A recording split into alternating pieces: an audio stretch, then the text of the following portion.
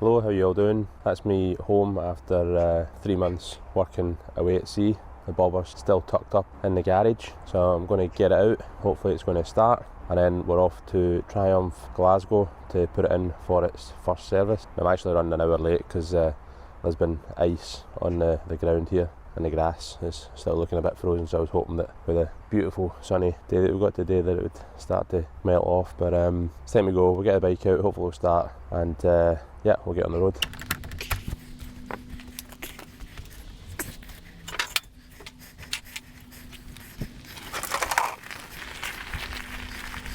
Right, now before I went away back in October for work, I disconnected the battery because I don't have an optimeter or a bike charger yet. I know there's probably a bit of controversy about that, but the bike was locked up in the garage, so quite safe. And yeah, disconnected the battery, so hopefully now that I've reconnected it, we're going to turn the key and hopefully it's going to start.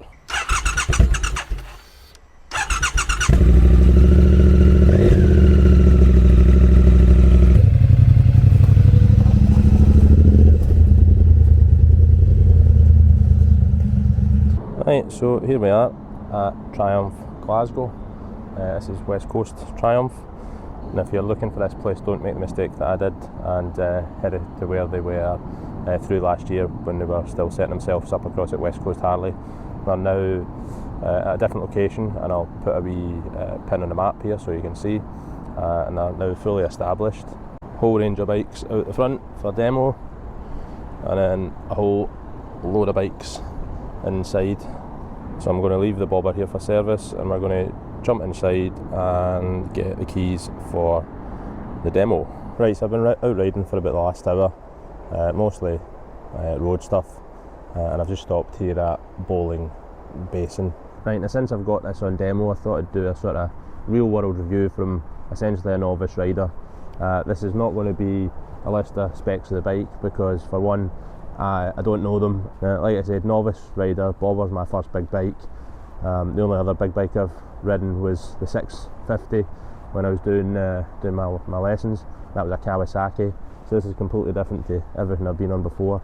So I'm going to let you know what I think of it and how I feel to ride it as a pretty beginner rider. So there she is. So we've got the Triumph Scrambler 1200 XE, and this is a demo from West Coast Triumph in Glasgow. The first thing that I noticed standing next to it is this is a big bike. Now I'm 6'1", and sitting on it, I'm on my tiptoes to get my feet down, which takes a little bit of getting used to when you're coming off the bobber. So tall bike. Not sure how shorter riders would feel on top of this. And look at that front wheel. That's a 21-inch rim on the front, and it's a 17 on the back. Looks wise, I really like this bike. The XE comes with the front Öhlins shocks in this kind of gold colour, and then the back also twin Öhlins shocks on the back there as well. Ride super comfy. I mean, if you're comparing it with a bobber, it's night and day, but then the bobber's a different thing. But this on the road, super comfy bike, hitting potholes, speed bumps, the usual stuff you get on the great quality of the Scottish roads, and it took it in its stride. Same front indicators as what's on the bobber. I've already taken mine off and replaced them. I'm not overly a fan of the look of those. I think one of my favourite things looking at the bike is this sort of double shotgun exhaust. I think that's a pretty cool design. And looking at the engine, if you see it looks very similar to the bobber actually, and at face value you'd think it is the same engine, which essentially from a mechanical point of view it is, but it's tuned entirely differently. And as soon as you start the bike, it sounds different. As soon as you get on the road, you can feel that it revs out a lot quicker. You're going up through the gears a lot quicker. It's a much smoother change actually through the gears than from the bobber. I don't know what the difference is in the gearbox or the change mechanism, but it definitely goes through the gears a lot less clunky than my bobber does, at least. But I do like these exposed, nicely painted Brembo brake calipers, twin brakes at the front. And another feature that I quite like actually is this tank strap. Actually, I think that, along with the Monzo fuel cap, looks pretty cool. Complete digital dash for your odo, It's got various different road settings on there: road, sport, off-road. This one has cruise control and a keyless start, which I haven't come across before on a bike. So this is similar to a car, little fob, put it in your pocket, and then on the right hand of the bar here, with your start and your stop switch, it's basically pull the clutch in, press the start button, and that's it, you're good to go. I quite like having a key actually. I can see me setting this keyless fob down somewhere and possibly leaving it behind or losing it. So hopefully you can see that. Me standing next to the bike, and I'm 6'1", and the seat is completely up at my waist height here. So it's a big step over the bike, and then I'm on my tiptoes to sit on the seat with my feet, toes just on the ground.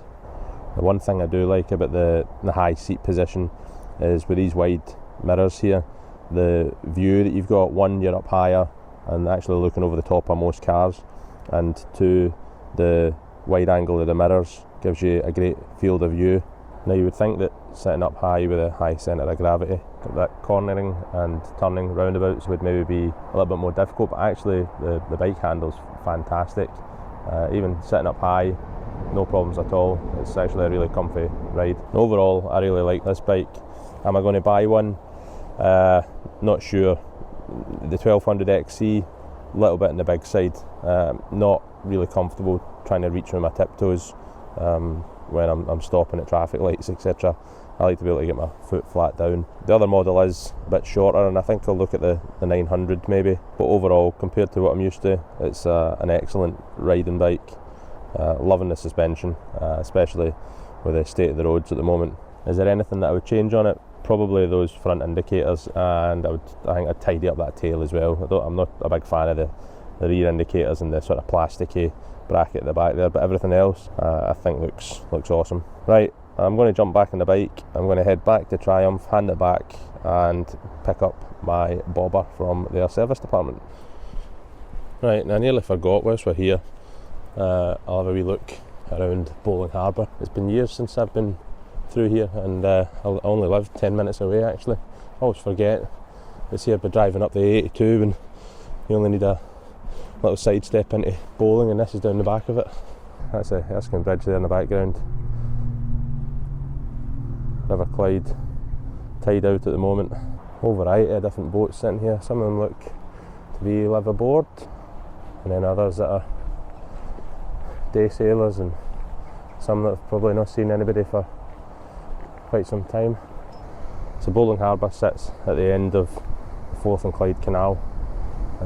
Lock gates opening up into the River Clyde, and then of course from there you can head out to sea. Now a mate of mine's another bobber owner actually.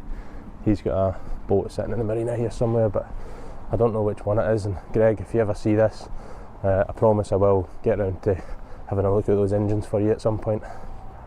Yeah, some boats have seen better days. It's a shame sitting at the bottom.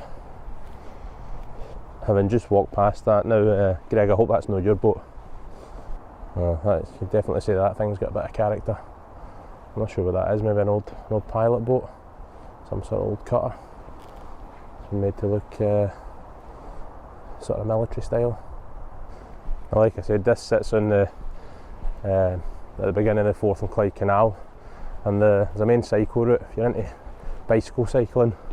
That runs all the way from Balloch through to the Falkirk Wheel, I think it is, which I have actually been up and down it quite a lot over the years because I live locally. That's a good cycle path that runs right through the edge of Bowling Harbour here. Right, now I'm going to jump back in the bike and head back to Triumph. See you there. Right, so here we are, just got back to the dealership. Right, there's three things that I want to mention after having done a bit more riding on the way back. One, on the motorway again, when you're at the speed limit, the high seated position, you're quite high up with a lot of wind to the point where it can be a little bit uncomfortable over a long period of time. The second thing is that height. I thought I could learn to live with it, but trying to reverse myself out of a parking space where I was seated on a bike with just my tiptoes It's just too much for me to feel comfortable with, so that height's a no-go for me. And then the third thing is the shifting of those gears. I think this is a positive. It's just so smooth compared to the bobber, and the gear ratio, the running up through the gears. I'll be sitting in third gear at 20 mile an hour quite easily, whereas on the bobber you'll be conking away thinking you're going to stall out. So that's definitely a positive. Right, that's it for me this time. I'm going to jump the bobber and head to meet the wife and get some lunch, and I will catch you all next time.